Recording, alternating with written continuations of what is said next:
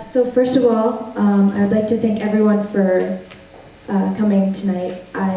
2 months ago, I really did not think this was going to happen, and here we are, and you guys came, so I'm so thankful that you came. I hope you enjoyed the show and you learned from it. Next, I would like to thank Mr. Mattice. Since freshman year, you've been encouraging me. I was so motivated to ace that video project, and since then you've been encouraging, or since the beginning of freshman year, and especially this year, I wouldn't have tried to do some of the things that I've done, and I'm really thankful that you've been there for me.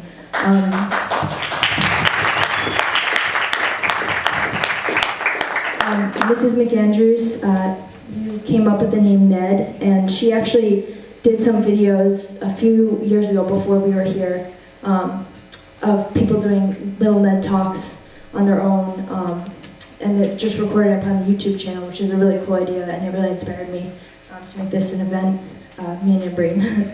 And Mr. O'Connor has helped me tremendously with, oh, thank you, Mrs. McAndrews, because she also came out. Sorry, a few more. Mr. O'Connor, this would not have been possible without you. He helped me with the technology, with advertising, with organizing all the speakers, with a lot of things, and thank you very much, Mr. O'Connor.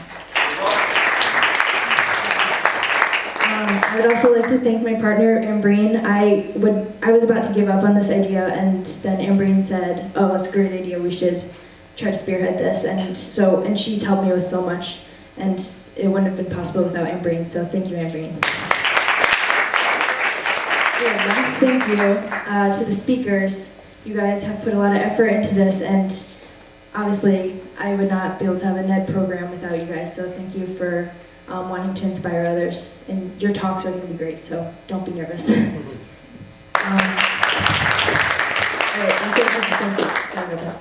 All right, so I'd like to start this talk by insulting you all. That's not something that usually you hear at the beginning of a talk, but it's something that needs to be changed, and my insult to you is, don't hate me, because it's at myself too. You are all ignorant, and I must say that this applies to me just as much as it does to you guys. We are ignorant. You are all ignorant. Your parents are ignorant. Your teachers are ignorant. I'm sorry, teachers. I am ignorant for sure. We are all ignorant, and this is, I would say, the biggest flaw of mankind, that we are ignorant and we do not realize it. I was fortunate enough in November to go on a trip to Washington, D.C. for a conference, and there I heard from a survivor of the Rwandan Genocide. And before that, I had heard of it once in global history class, and it was a movie called Hotel Rwanda. It was a great movie, but that was all I knew. That was the extent of my knowledge on this several-year-long event in which so many people were killed by their neighbors.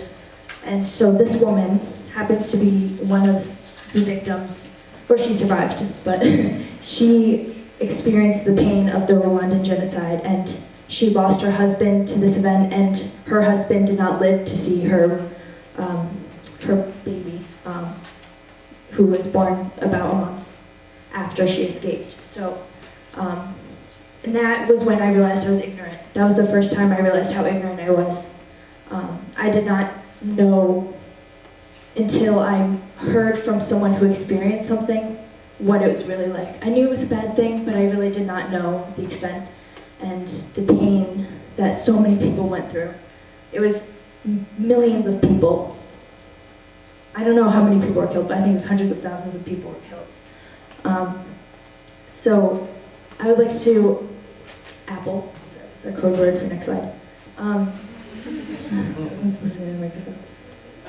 So I actually, an example of how ignorant we are to things going on in the world right now, I gave to my honors United States history class a 5-question quiz about things going on that have been all over the news, and This one is one of the examples. In the first weeks of 2018, how many school shootings occurred in the United States?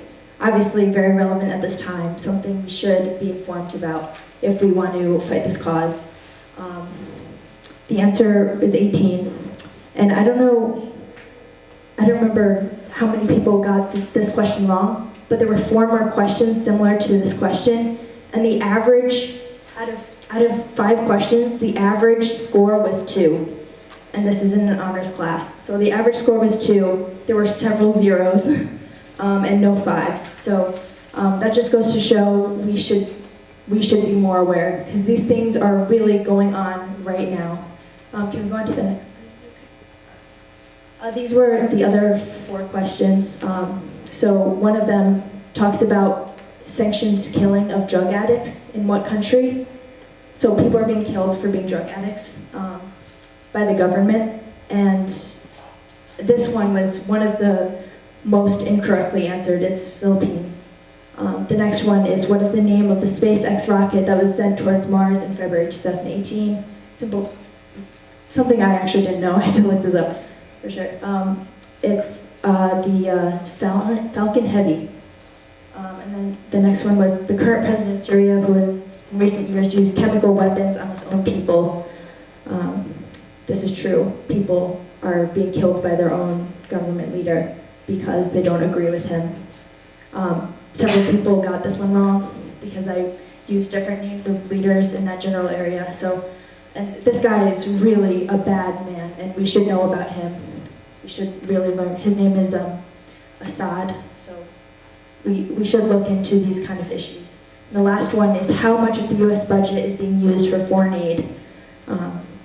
And the answer is less than 1%, which most people thought it was 27%. Actually, the average American thinks it's 27% and wants to lower it to 13%. The amount of money we are spending on foreign countries, we want to lower it from 27% to 13%. But little do we realize it's already less than 1% of the budget that we're spending on foreign aid. So my point is, there's so much that we do not know, myself included.